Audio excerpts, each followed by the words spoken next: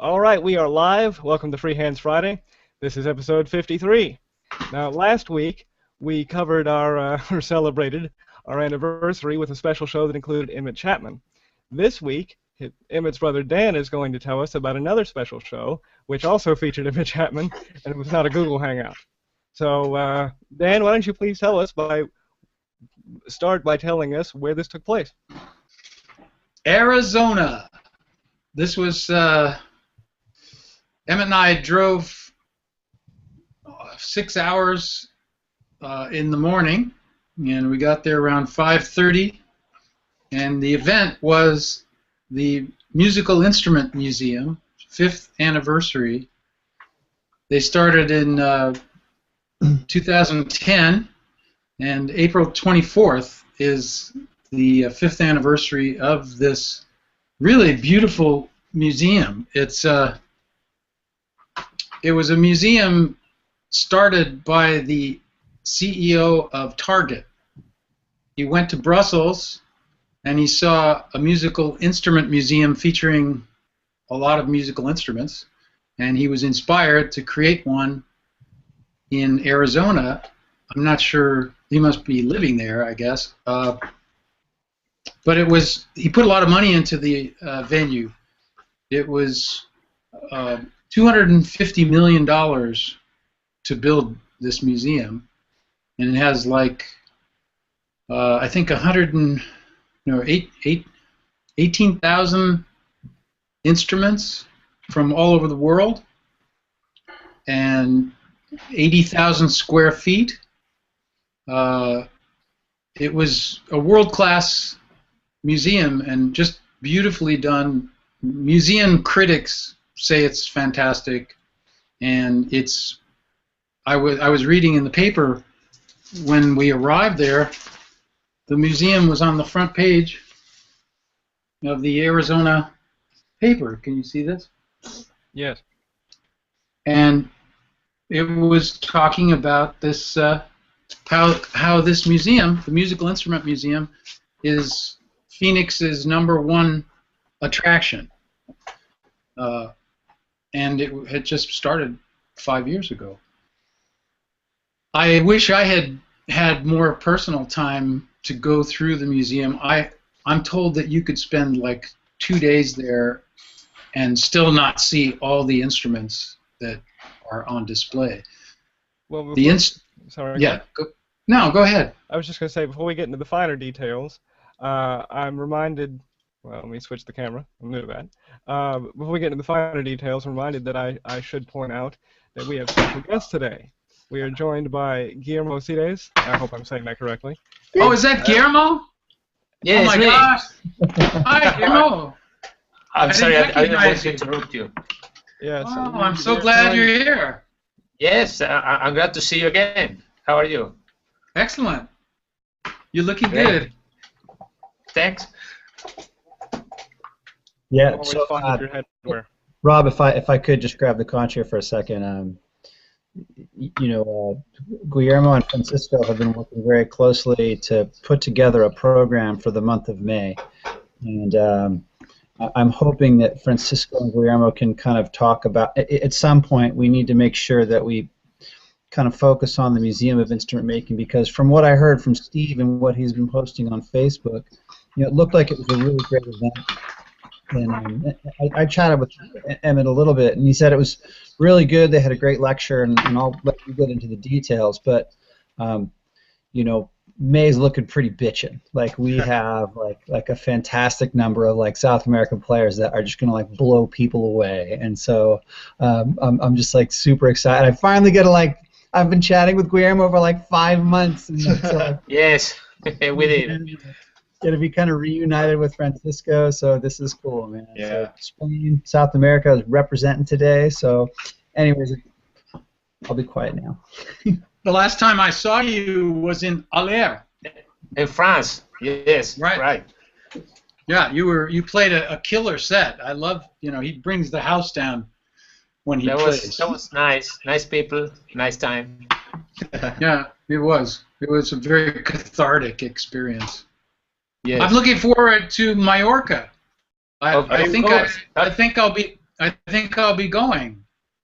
Of course, you have to. That will be a great meeting.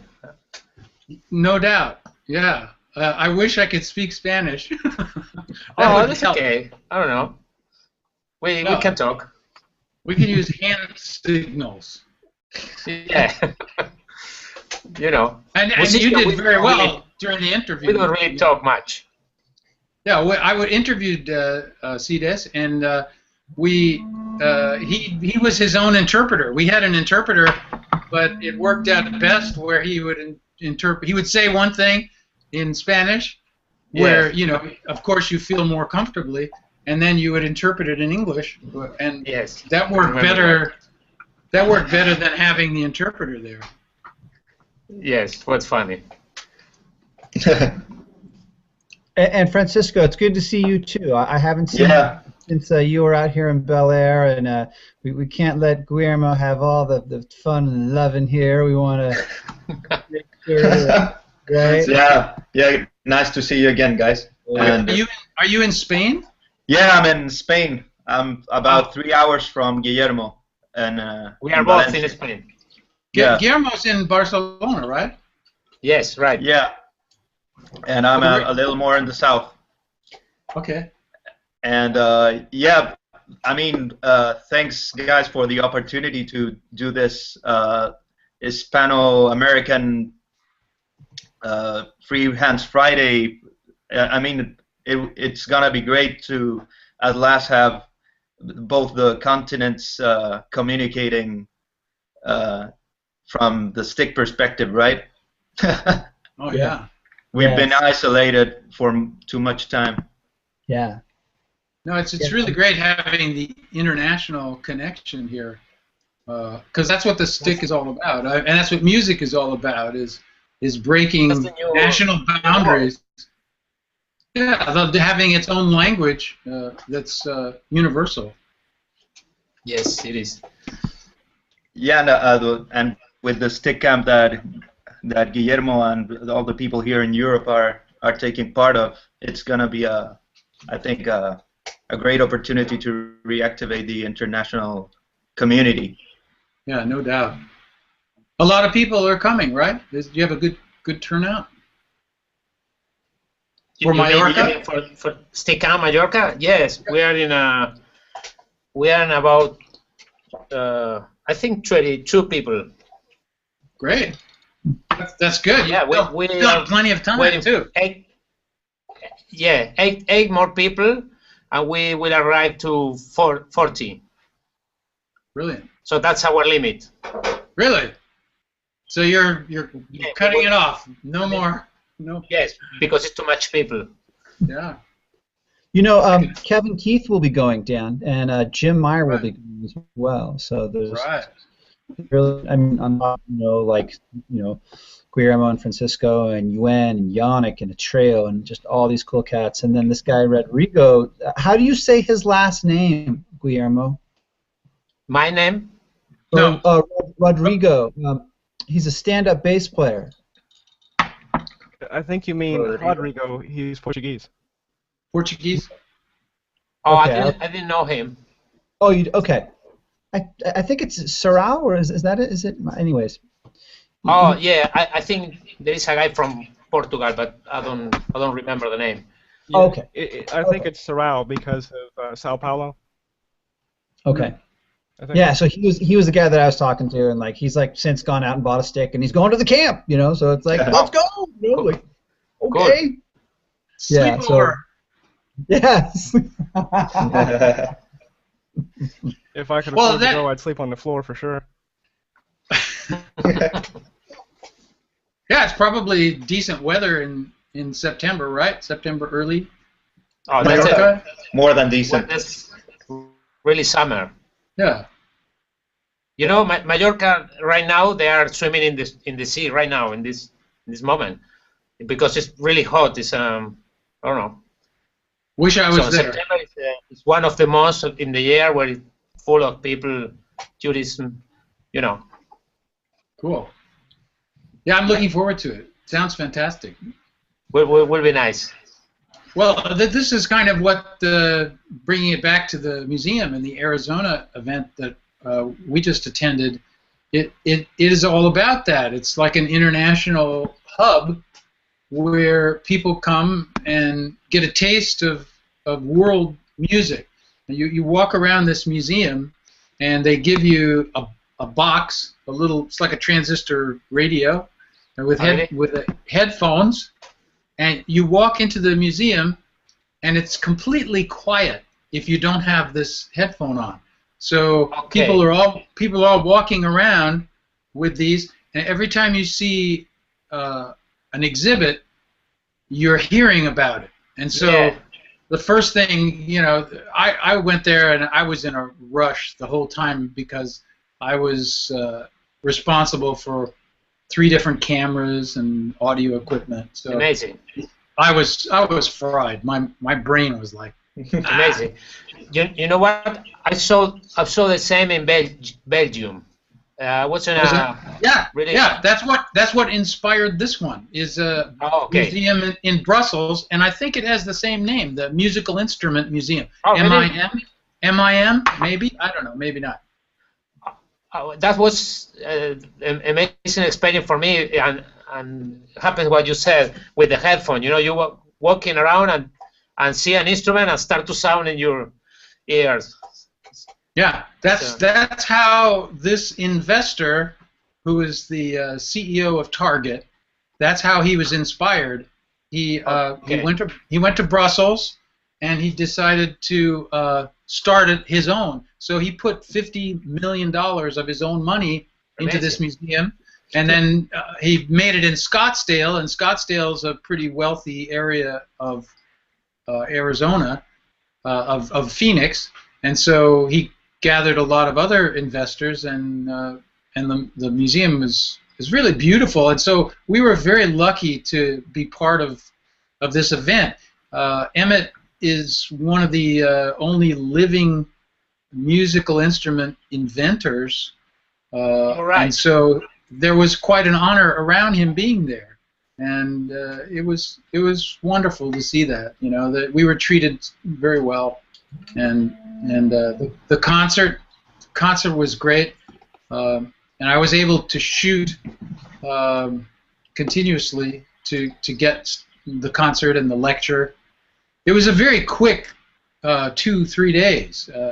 We drove up there in Emmett's car, his little Honda. So Utah. A long trip, right? It was a long trip. It was like 6.5 hours one way, and then 6.5 hours the back.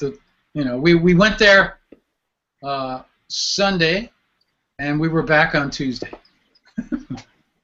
So that's it was nice. My head is still spinning. My good friend Linda Kushma is living there in Phoenix, I think. Mm-hmm.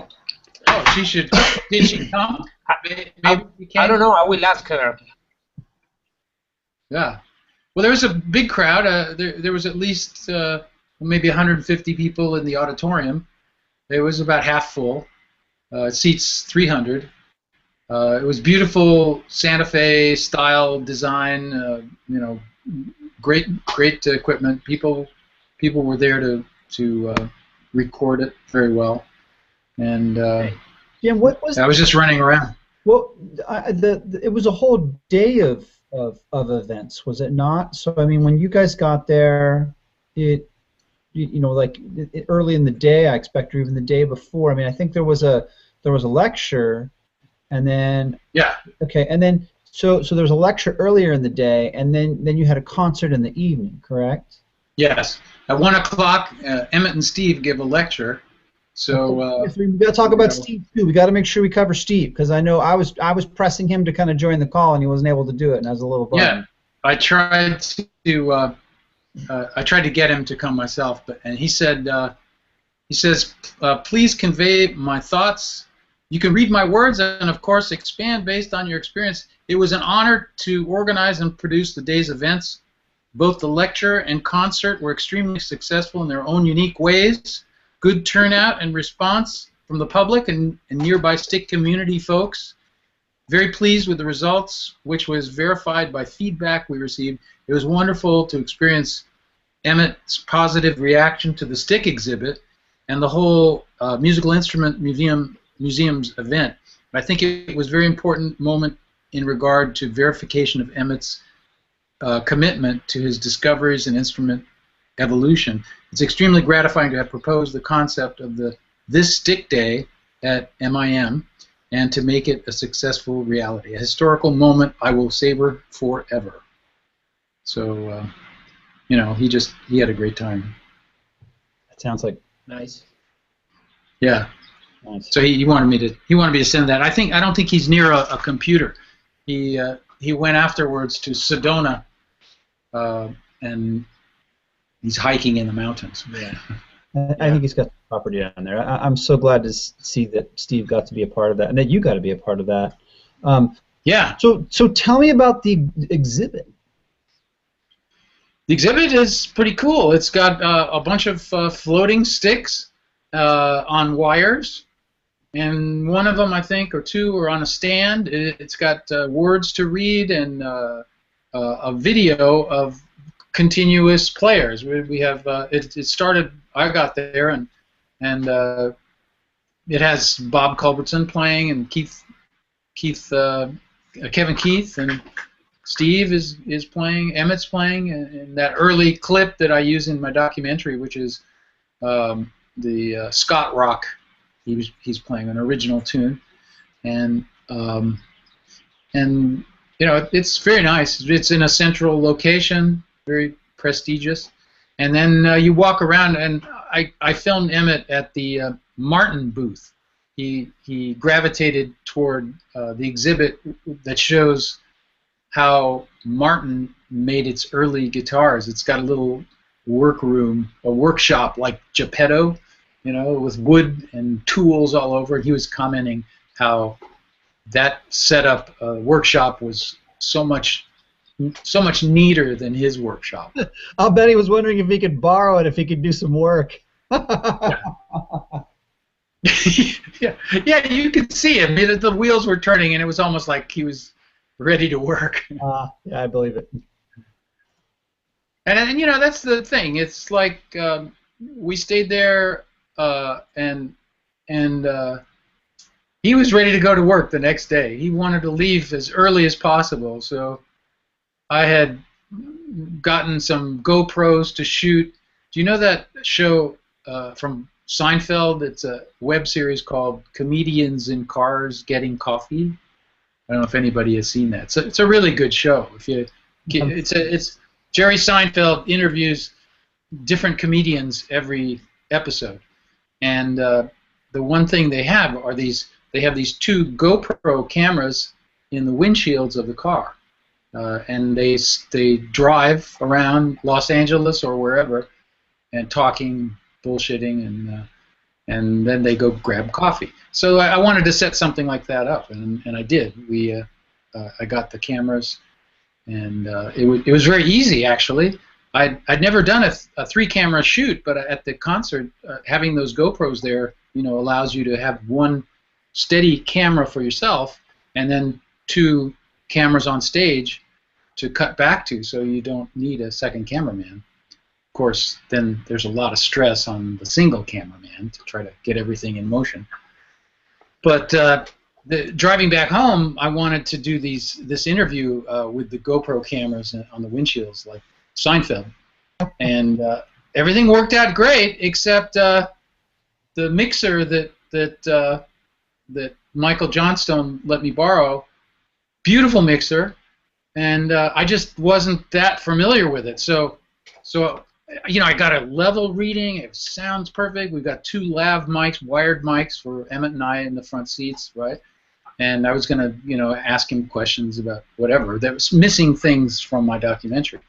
And so I hooked up everything. It sounds good. I did a sound check, and I pushed record. And then you know, half an hour later, I hit it again, and I thought we were done. When I got it home, I realized that I was on standby the whole time. And so the record button was blinking, and I thought it was on, but it was it was on standby. Well, it might have been recording, but those tracks might not have been armed to record, depending on what kind of mixer it was. No, there's nothing recorded. It was so sad. I was very disappointed. But realistically, we woke up at 5 in the morning and got back home right after the event. It's like I was ready to sleep, and all of a sudden I hear Emmett stirring. We were sharing a room, and I was wondering, what the hell is he doing? What? He told me that night. We were working. I was working my ass off at this concert. At 11 o'clock, we got back, and I had to download all this stuff from the GoPros so that I could record on the road the next morning. And he told me at the concert, I want to leave early tomorrow.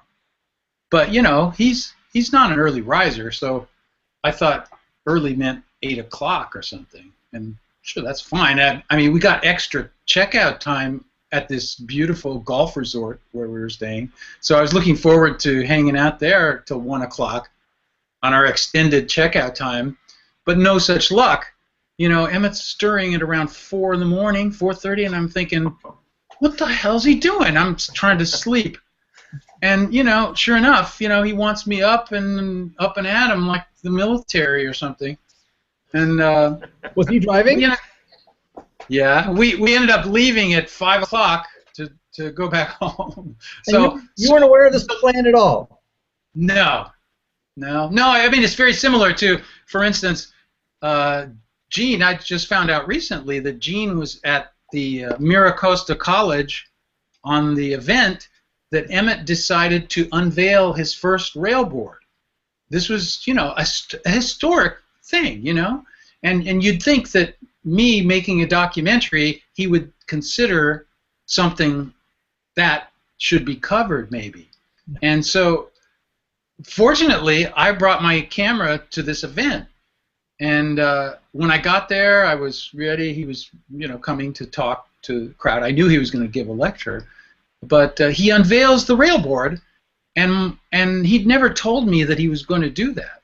And so my camera wasn't even on when he pulled it out of the case. To me, it's like, Jesus, how did I miss that? How did I miss that moment? And so, but I got other parts of it, so that's good. But he didn't tell me that. So anyway, I'm up and at him, and we're driving. I'm trying to do this interview, but we were exhausted anyway. So it's probably a good thing that I didn't get great sound, because I doubt if I'll use it anyway. I mean, I definitely won't use it now, because on these GoPro cameras, the sound is shit. I mean, sorry about public airwaves, but it just like, that's all you hear on the GoPros, because it's not meant for sound. But Michael hooked me up with this great sound system, and with a little bit of experience, I probably would have pulled it off very well. No, it's. C'est la vie. It wasn't meant to be. There's in Miles Davis, I bought I think autobiography. There's a great story about him and Thelonious Monk and Charles Mingus traveling across the country from like New York to St. Louis or something like that, and they're stopping and getting gas and snacks and stuff like that, and like that conversation. What would you have given to be in like the station wagon with them? When they were bitching about where they were going to get dinner, and hopefully there'll be another opportunity to record them, right? I'm sure there will be. Well, with us, it was just two sleepy old men, Yeah.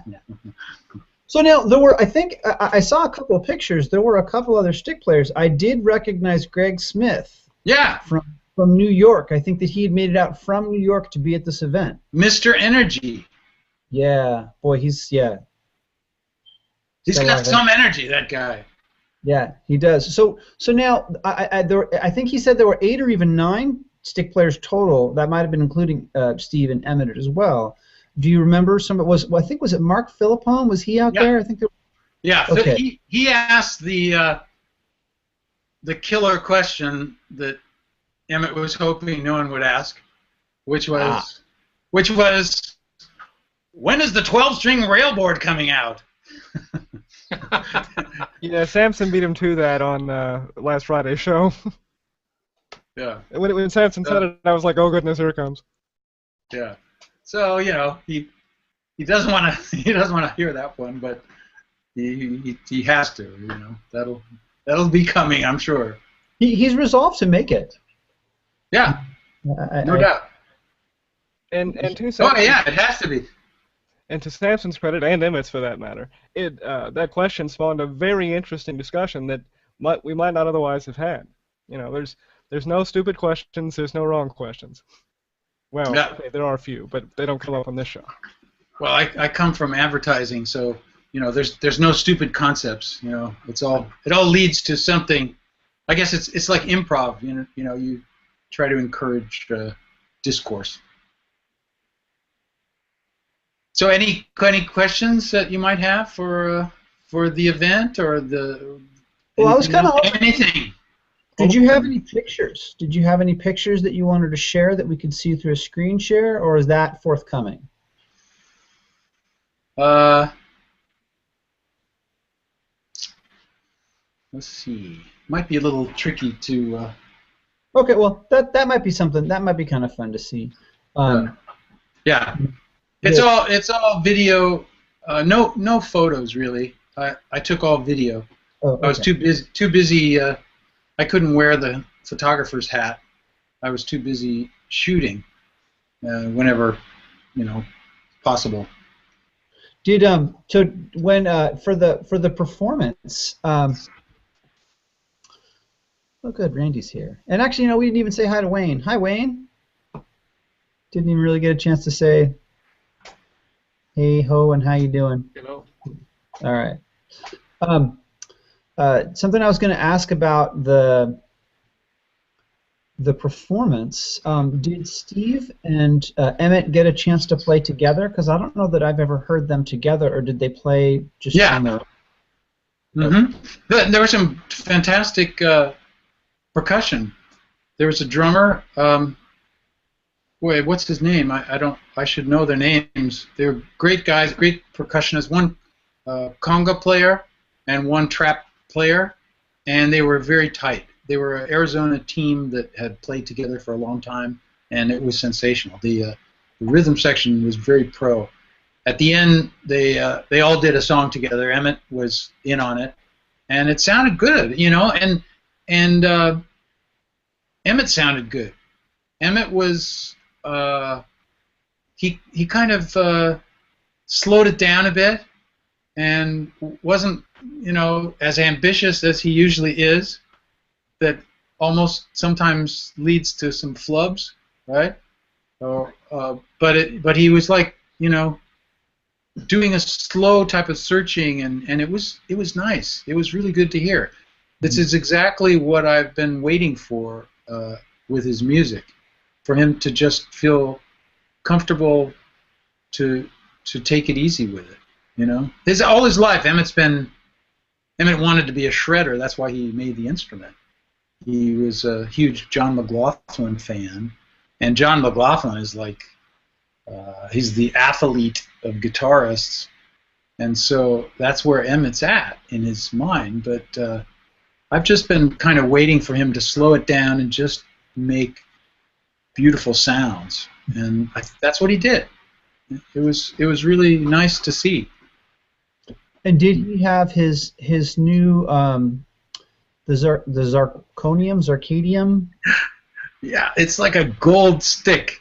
Yeah. It's like the Las Vegas stick or something, It's like it's a shiny devil, Yeah. It's very cool. It's very cool to film.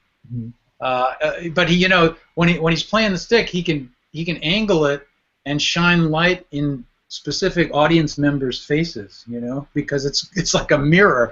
It's like holding a mirror up to the audience, so you can really see when it shines, like a punch of light. There's my understanding that they're not available for purchase yet, and that the only one that has one right now is Tony Rodriguez. And really? Yeah. I've seen that. Yeah, so he's pretty stoked on that, and so we're all kind of wondering, how do I get on that list? How do I get one of those shiny sticks, man? Like, I mean, I think Francisco, you might have seen it when you were out in Southern California, out in Bel Air. Do you remember seeing that one? I think Tony got his stick after. I didn't see that one, but I remember he posting the picture a couple of weeks or a month after that. I don't know what he did to get one. Yeah, you gotta wonder, right? Well, I think Tony's is one of the chrome ones, and I'm really interested to see how the bronze ones look, because I saw a photograph that someone made of Emmett's stick, like backstage somewhere, and it had this sort of dark brownish kind of look that shined a brighter brown in light, and it had a sort of a colored, almost like corroded kind of look to it, and I can't tell if that was the gold in a dark place with like colorful stage lights around, and that's where the color came from or what, but it was unbelievably beautiful in terms of the streaks, almost like streaks of different colors in an oil stain. It was just gorgeous, and a sort of a Jackson Pollock with some kind of downer in his system, so a little less scattered but equally random, and less fervently scattered. But I really thought it was gorgeous, and I'm hoping the bronze turns out that way. That sort of mottled dark that gets brighter in light. Are those prototypes, or are they ready to go? Well, I think it's a one of a kind right now, but he's always doing new things, so I'm sure they'll be available if people request them.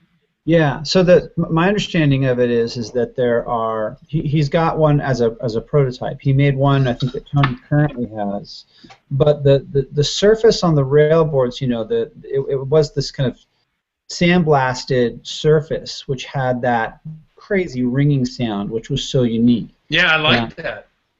Yeah, it was pretty amazing, and like Kevin played it really well. But then it was changed, and the angle of the rail was decreased so that it wasn't quite, so not that much, right? But I mean, it used to be like this. It was now like this, So it's not quite as hard on the string.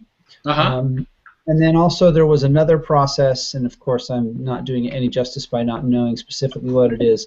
It's on stick.com, but you can see the area in between the frets is got this.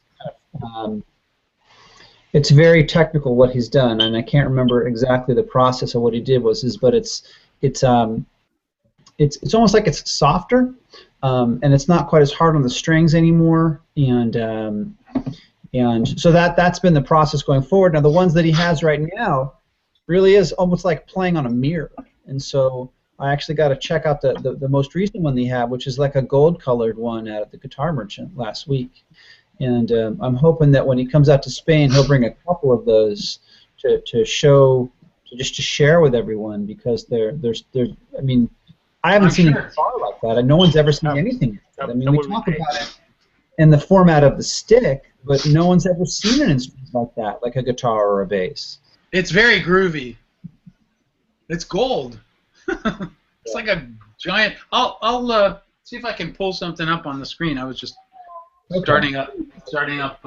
Just to interject on the technical details real quick, the angle of the rails changed from 90 degrees to 110 degrees, and what you were talking about being nicer on the strings, what he did actually is, I think I remember he skipped a machining step, or maybe he added a machining step, I don't remember which, but it put a different texture on the anodizing, so that it just wasn't as rough in terms of the relationship to the winding of the string itself. And then what he said about the whatever that plating or metal treatment process is on what we might classify the shiny sticks. One's silver, one's gold, but the shiny sticks, they have whatever that treatment is on top of that texture, so they're absolutely smooth. And that's what really interests me, apart from the potential color aspect of the bronze one, is that sort of absolute smoothness with less reflectivity. I think as a playing thing, could be absolutely great. You think about what you could do in terms of string manipulation on such sort of, just absolute smoothness, Mm-hmm. Yeah, it is. And I wrote, at some point I wrote down what he said, what the actual name of it was, element that is used. But can you pronounce it? That's the question. I can't pronounce it. I mean, I can't spell it. I like.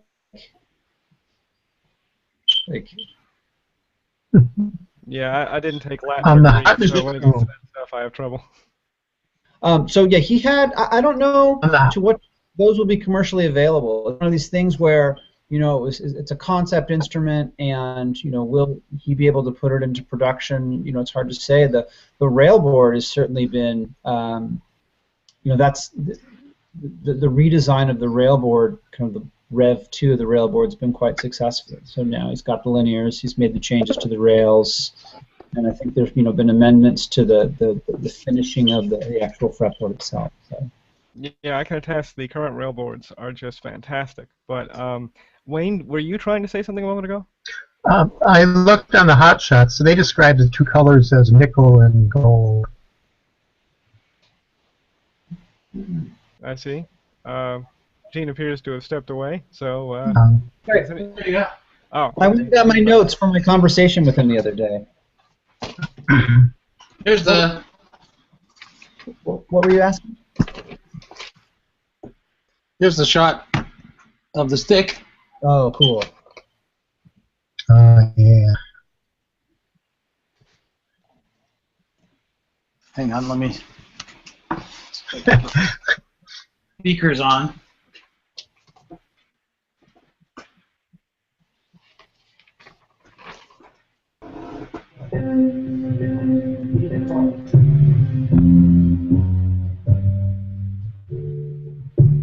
This is like media, watching media.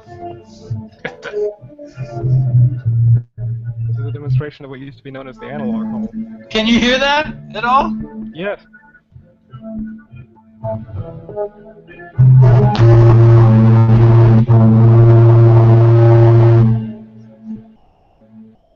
We can't do that on a guitar. Plus, this looks a lot. That's the gold stick. The cool part, I think, there's 10,655 instruments in this building, and none of the inventors are still walking the planet except for Emmett Chapman. Is that audible? Yes. Can you hear? Influence distorting a little. Yes, it is. So you just got to cheer for walking the planet. I didn't really. Yeah, for breathing, how's that? I just never put it together like that. So I thought, since I know the instrument very well, I know Emmett very well. I'm going to interview Emmett, kind of like 2020, meet the press. So. Oops, whatever that was. Well, it looks like you got some great footage there, Dan. Yeah, that's pretty cool. Let's see if I can. Here's him just walking into the museum. First time.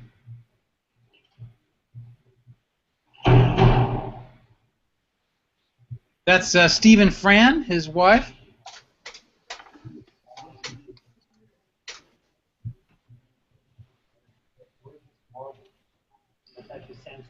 Sandstone. Here's the exhibit. No.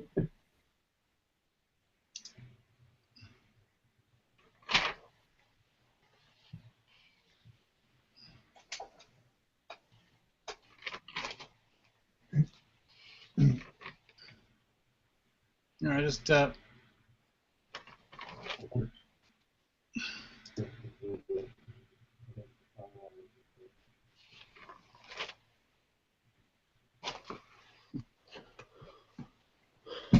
Admiring your own artwork there? I was trying to focus. Oh, there it is. Okay, that's a nice look at that. That's a nice display. So now wait, can you pause it there? We want to see what all the stickists are like. Okay, that's a 10 string, and I bet that's a classic tuning. Well, it looks to be like oh, and that one's got rods. And that's when my eyes glaze over. See that one to the far left, right? See that one doesn't have a metal bridge. That's got a stick up, 34-inch scale, right? Well, you can tell from how big the inlays are, too.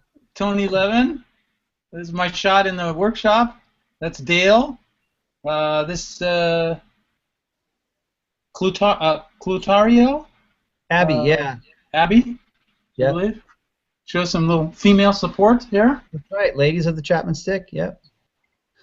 Wait a minute. Let's see if this one. Oh, there's an 8-string. There was an 8-string one there. One of the basses. This is when he walks over to the. Oh, this will be cool. And I have to check out here in 2 minutes, guys. Regretfully, I have to leave. Well, right across is the Martin exhibit there. But that's not the right one. Where the heck is it? Oh boy. Maybe this one. What's that one?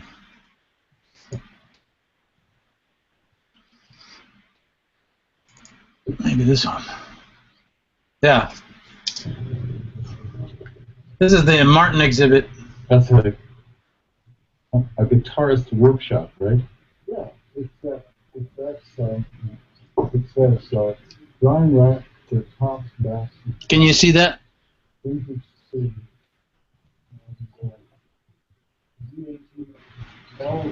Guitar. So he was most interested in this one. I don't know if that was Martin. Yeah, it's gotta be. Yeah, I lay all mine on my work table. But he has the better one. He put them right up on the wall. Just take a little doing. Joe, who works like everybody else, like Jimmy and Grace, they like to create boxes and put things away in little slide-out drawers. Yeah. And to me, that's a blind fool, because I have to read everything. So I like to have it all visible. And Anyway, so much for that. That was great to see. I should point out that although we often fail at this, we typically try to keep the shows to an hour or so.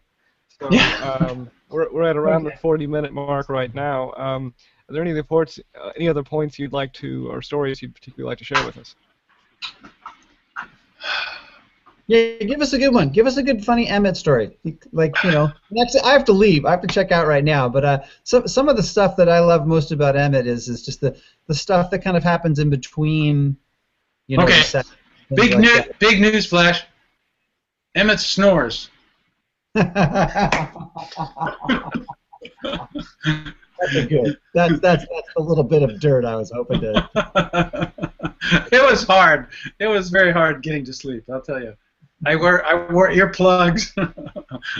Eventually he stopped, so I was good with that. So. Cool.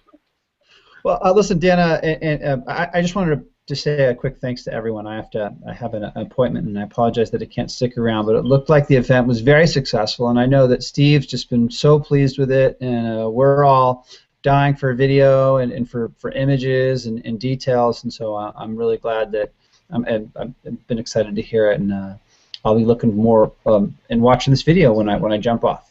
Well, Gene, you are so giving and wonderful for this community. Thanks for everything you've done, and the best of luck with everything going forward. Thank you. I really appreciate it. I'm also hopeful that we'll get some updates from Guillermo and Francisco on Stick Camp, because that's going to be pretty big. I mean, that's going to kind of blow the roof off of like this whole international stick phenomenon. I know that there's a lot of people that have been working on that, and Guillermo's kind of the spearhead of it. So I'm hoping that we'll have some time to kind of explore that, and I'll come back and listen to that when I have time. Cool. All right. All right, guys. Big hugs. See you soon. Bye. Bye-bye. See you. See you, Gene. So yeah, I mean, as far as stories, it was a whirlwind experience for me. I got all of this equipment that I had to do a one-man shoot, and my brain was frazzled the whole time. So all of my awareness was around capturing the events, and I mean, we were booked in a beautiful resort. And Steve made it happen because he's been there a couple times. He was filmed on stage there explaining the stick. which is in the exhibit. If anybody is fortunate enough to go to that exhibit, they'll see Steve on stage also. And it was great hanging out with everybody. We went to dinner that night that we got there. We were all pretty tired, but my nephew was in town. He was Emmett hasn't seen him since he was 2 years old, and now he's like 40 years old. So, it's just interesting because Emmett spends most of his time working and making these instruments, and to see him out and being appreciated and being able to perform is really it's why he's done it. It's why he created his little baby. I remember something Chuck Hughes said after I showed my documentary at Freehands Academy. He said that the story, Emmett's story, is really the choice between his music and his child.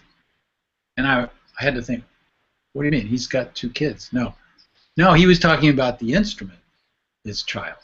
So it's true. I mean, he wants to father this instrument into the world, and he's just put everything he has into it. When he first started, he knew that where his destiny was, and he sold his car, he quit his job, and he cut his house in half and rented the other half out. And Utah was the only one who was working at the time. I mean, he quit his job, so he devoted himself. I mean, there's one thing about discovering something in music and making the effort to push it forward, but that one-pointed dedication is pretty unusual. To sacrifice everything you have and spend 40 years doing that is a pretty unusual character. So yeah, it is quite unusual, and it's the sort of double irony of greatness. On the one hand, you work hard to achieve greatness, and when you do, you can't enjoy it, because achieving that greatness means that you now have to, if you're at all honorable, if you're at all decent, you now have to sacrifice yourself to spread that greatness for the sake of others. But also, those who we would most appreciate for their greatness and for that sacrifice, we're least able to thank because they're busy making that sacrifice. Yeah.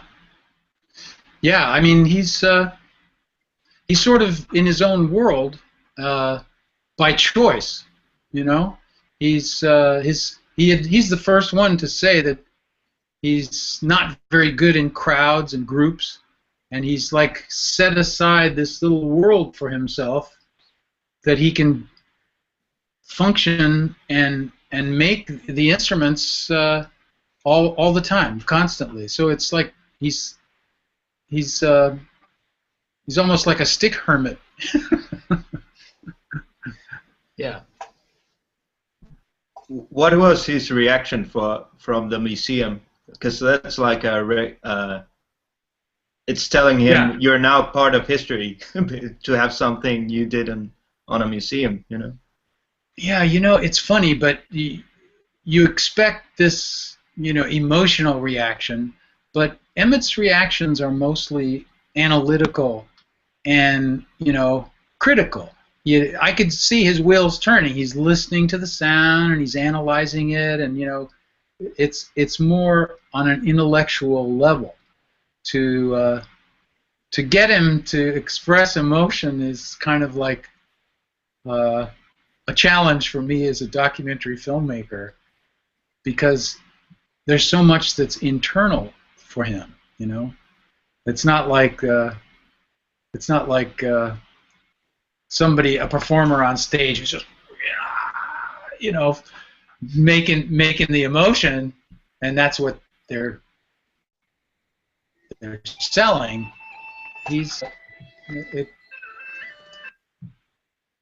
What is that? I like that. That was like a soundtrack of what I was saying.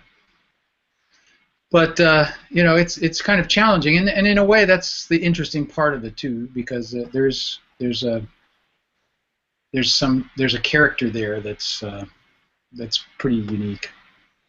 Yeah, I So, remember when I first mentioned on a discussion on Stickist, I made mention that I'd invented an electric guitar circuit. This was 2.5 years ago, a few months after I actually first invented it. I'm only just now about to prototype it, but anyway. nice. Emmett's immediate, yeah, thank you. It's been a very difficult road, but the Emmett's first reaction, apart from just general support, which lesser men would have said, "This is a stick for him, go away," but his first reaction, apart from general congratulations, was to say that, well, to offer, would what is this? Would you like to work with me? There are things that I'd like the stick to do better, and if your circuit may achieve that, we can certainly talk about adapting it to the stick. And these 2.5 years later, I don't suppose he'd mind me saying that, especially as vaguely as I did. But it was really surprising to me. And now, thanks to all the information that we have, thanks to your efforts and Michael Johnstone's efforts and Gene's efforts, it's possible now to better understand Emmett's nature and to better appreciate him as a person. Yeah. But at that moment, not having access to those resources because they hadn't happened yet, it was really surprising to me that, I mean, it had been close to 40 years at that point, or no, it'd been close to 43 years at that point since he invented the freehand technique on his Freedom guitar, and it was just surprising to me that he was so invested in what it could still be, as opposed to congratulating himself for what he had achieved. Yeah, it's a road. It's not. I don't think there is any symbol of reaching success for him. I've been looking for that as a symbol, in my visual symbol in my documentary. It's like, where's the big award? Where's this big moment that he can get the award, and he's there, he's made it. But his life is about the process, and that's what life is, really. We look for badges, we look for validation in our lives, and it's really about getting us there. The road is really what it is. And I just want to say one thing. I got a little flack about having a part of Stickist.com devoted to the documentary, and somebody was saying that it was like, this is my personal space, and it's. I just want people to know that this documentary is not about me. It's not. I being at this museum, it was really painful for me. I looked at pictures of myself that I was like getting ready and getting the controls ready. I looked like a suffering old man. I was concerned for myself how painful it looked, and it's true. I mean, this is not an easy thing that I'm doing, and it's not about me. It's totally about my brother, and I think it's a worthy enough subject for me to devote time to. But I kind of resent the idea that people think this is an ego thing or something that that I'm trying to advance myself for it. It's not. Well, before I hand things off to Guillermo and Francisco, almost forgot his name. Before I hand things off to them to discuss May, I just want to take the opportunity to personally thank you for what you've done and point out that I've never thought it was about you. There's maybe it's something about the Chapman family in general, but just as Emmett's work isn't about gratifying himself, at least not publicly. Obviously, he continues to work for his own sense of excellence with the stick. Yeah. But it's not for his own gratification, nor is... I don't think anyone really believes that the documentary is about patting yourself on your back or putting yourself into Emmett's story or anything like that. I think that, when people get upset, they say things that they don't mean, and it's that simple. Yeah. I mean, nobody nobody has accused Gene and I of making part of Stickist About Us because Manny gave us a Free Hands Friday section. Yeah. So yeah, there's just sacrifice. I mean, just ask my wife. She'll tell you. It's like it's not easy. I've been working on this for 12 years. I will finish it, but it requires way too much patience. Well, on that note, Guillermo has been quite patient throughout this show, and he himself has worked for many years on behalf of the Stick community. No doubt. So I will now be quiet and hand it over to Guillermo. Yo, Guillermo.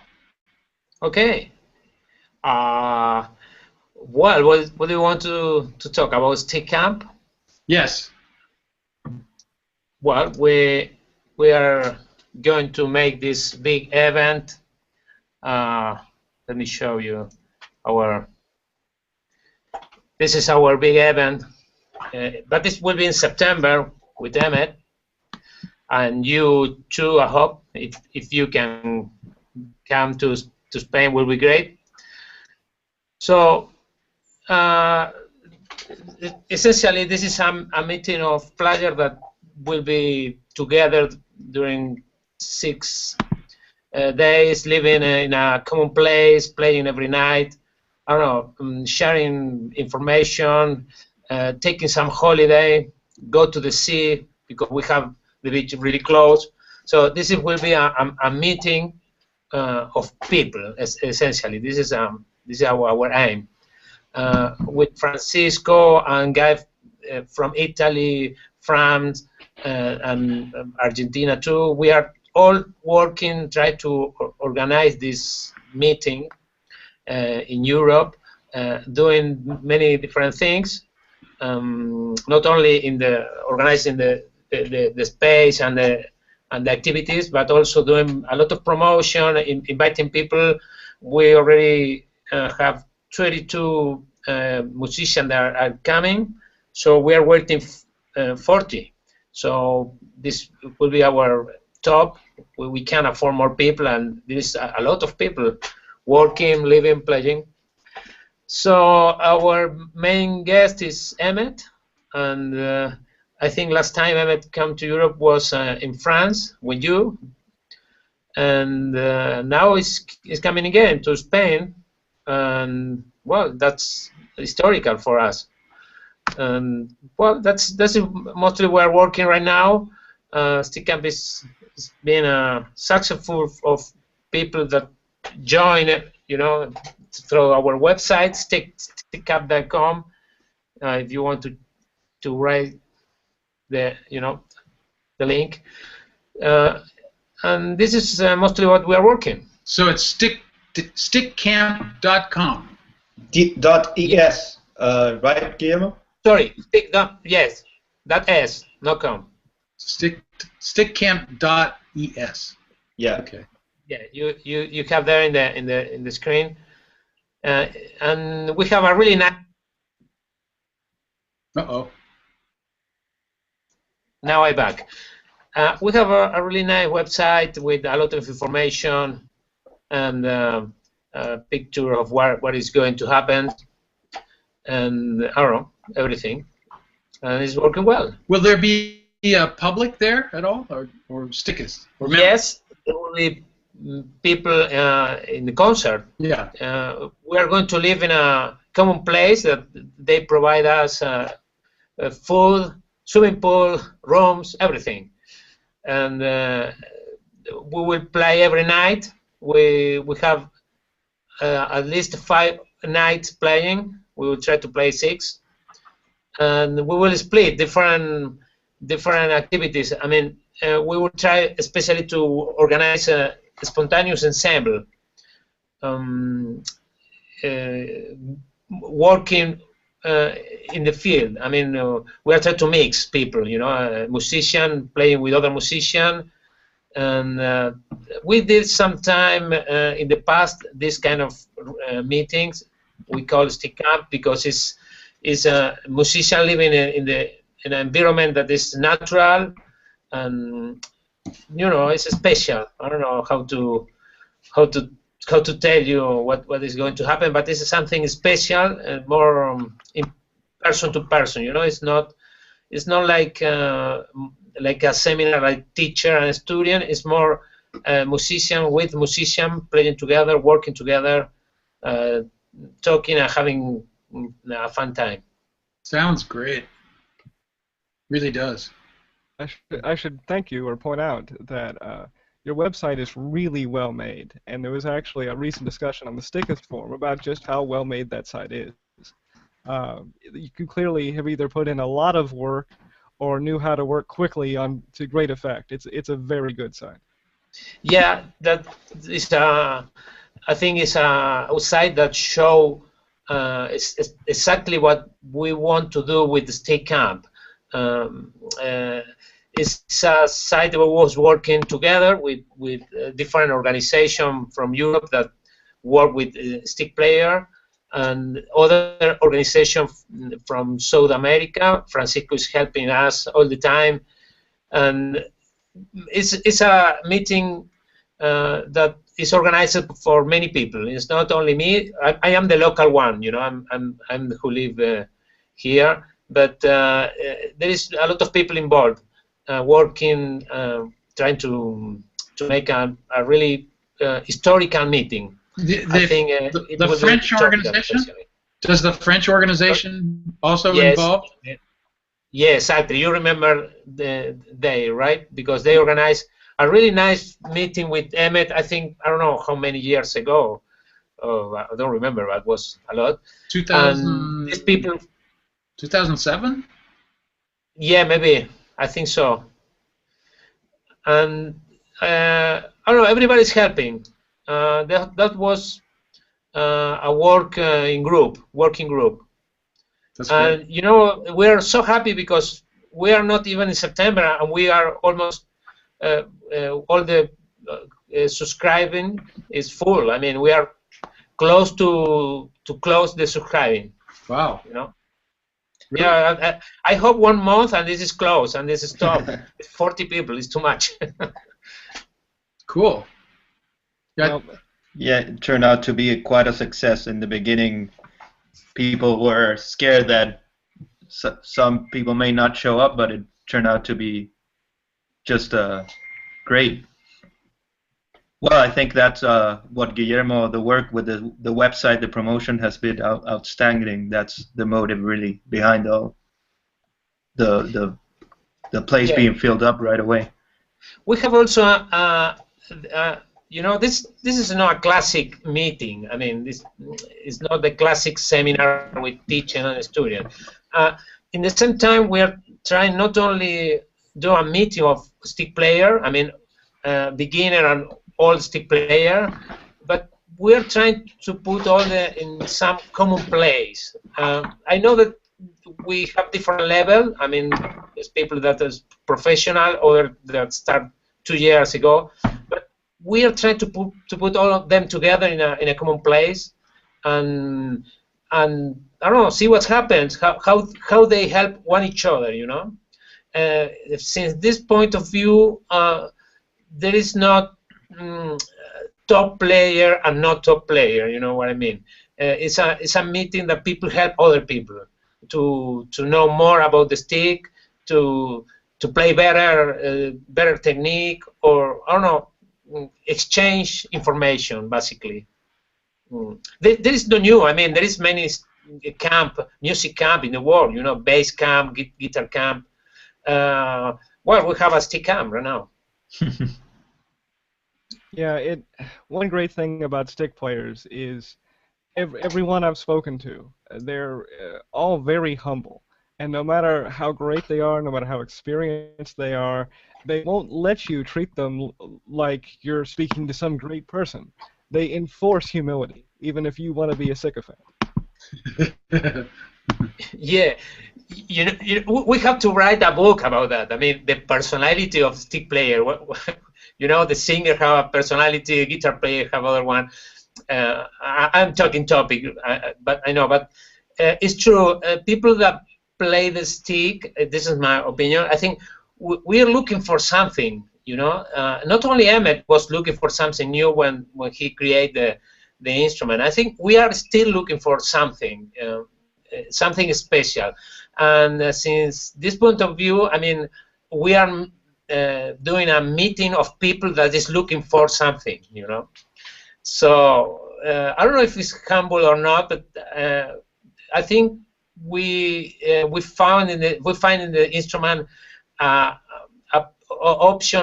option to talk in some way, you know, to talk our music, if you want to say. So Stick Camp will be especially that, a place to talk, you know, to talk with music in this way. That sounds good.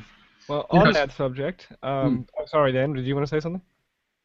Well, I was just going to say that seeing Francisco here reminds me of the Freehands Academy event where all the stickists were in. They were all in a circle.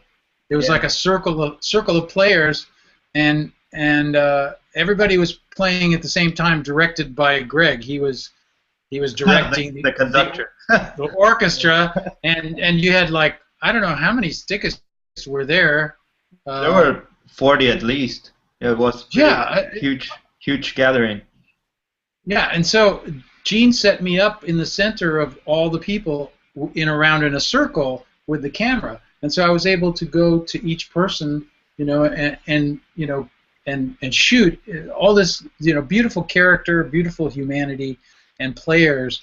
And after this cathartic event, where, you know, it was just a big release for people, Tony Levin was walking around in a circle with Greg and Bob and Dale and Don and Steve and Gene, where everybody was like clapping their hands, and then afterwards everybody said a little bit of something, and I tried to get this part in the cut that I was showing. It was only 12 minutes that I showed at the museum, but it was a little bit too hard to work that into my cut. But I really, there's so much that I have that is just wonderful moments of character of the stickists. So, you know, and from other countries, you've got a guy from Egypt.